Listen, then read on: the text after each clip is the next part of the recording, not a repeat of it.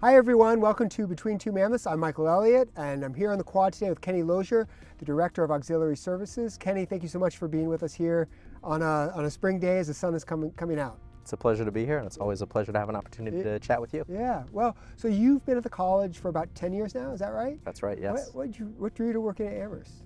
What's kept me at Amherst is that Amherst's values align so well with my own. I appreciate how complex of a problem we constantly have to solve. There's so many different groups. We're not just a grounds department. We're not just a communications department. We're not just an office of advancement.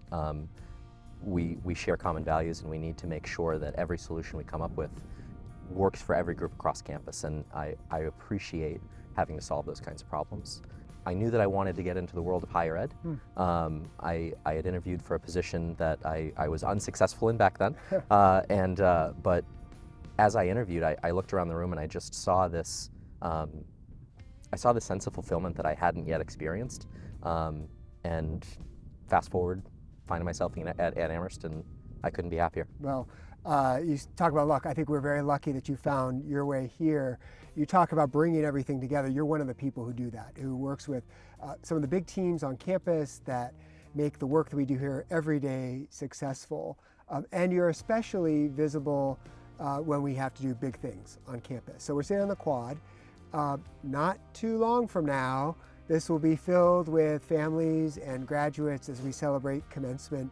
So let's just talk a little bit about that. When do you and your team start preparing for commencement? The Monday after commencement. Realistically, we are never not planning commencement.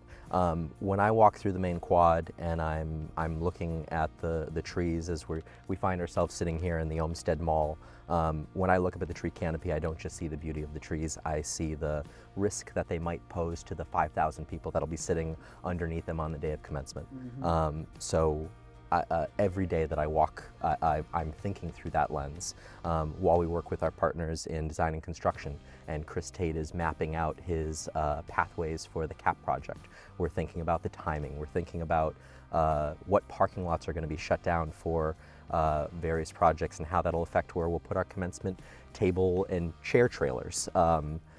Every decision we make across 365 days has some form of impact on this one day. Now, Kenny, I think I was first introduced to you and got to know you because of all of the work you do in maintaining the natural environment and the planting that we do around campus. And we even took a great walk together in the bird sanctuary, with wildlife sanctuary, it's now called. Bird sanctuary is what it was called in my day.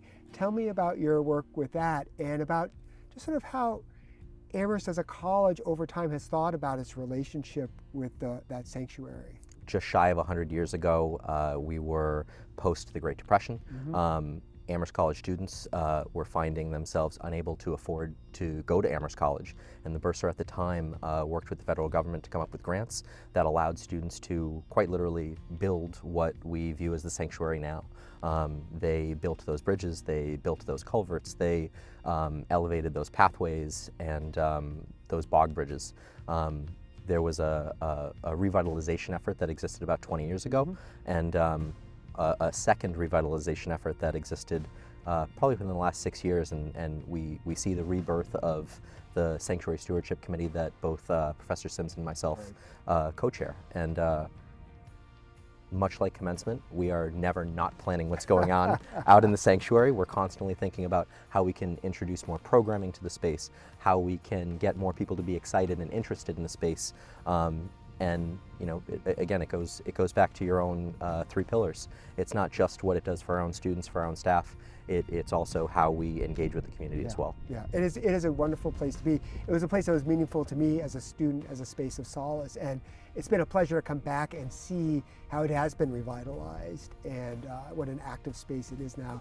And yet it's still a space of solace, I think, for many of our students, our faculty, our staff, and as you point out, people from the town who come and enjoy it. So as somebody who works on the trees of Amherst College, do you have a favorite tree? I'd say one of the trees that has the coolest story on campus would be the Camperdown elm tree that is adjacent to Pratt Field. Yeah. Just prior to the modern Pratt Field renovation that existed in 2015, that tree found itself maybe 50 feet from where it stands right now. And at the time, the project required to accommodate a new field house, that the field needed to shift about 15 degrees. And in order to accommodate that, the tree was in the way. And so Amherst College partnered with Bartlett Tree Company, and they actually removed all of the soil from all of the roots and used multiple cranes to pick that tree up and move it over 15 feet. As just a show and display of Amherst College's dedication to our environment and our tree canopy. And it is a beautiful tree, and I had heard that story about how the design of Lehrman Stadium that had to be reconstituted in order to accommodate the tree, and we're grateful to Sam Lehrman, if you're ever out there, for understanding the importance of the natural environment as we brought a new structure to that great field. Yes. Kenny, thank you so much for everything you do for Amherst College. We're glad to have you here, and thank you so much for taking some time and being with us on Between Two Mammoths. It's an absolute pleasure. Thank you, Michael.